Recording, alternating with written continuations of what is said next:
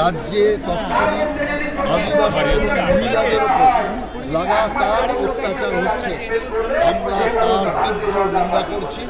আর তারই জন্য আমাদের পথে নামতে আমরা বাধ্য হয়েছি।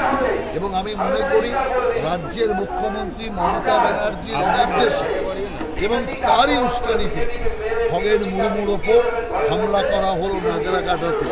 অতএব আদিবাসীরা সুরক্ষিত নয়, তফসিলি মানুষ সুরক্ষিত নয়, মহিলাও সুরক্ষিত নয়। দুর্গাপুরে আবার তা প্রমাণ হলো। সেই কারণে এই সরকারের বিসর্জন দরকার। অভিযুক্তদের অ্যারেস্ট করতে এত সময় লেগে যাচ্ছে রাজ্য পুলিশের?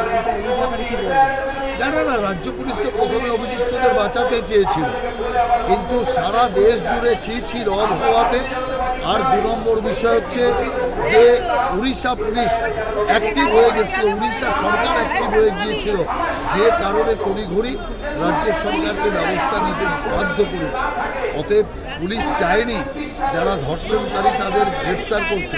পুলিশ শুধুমাত্র চেয়েছিল বিষয়টাকে বিলম্বিত করে এই সমস্যা যাতে আর সমাধান না হয়।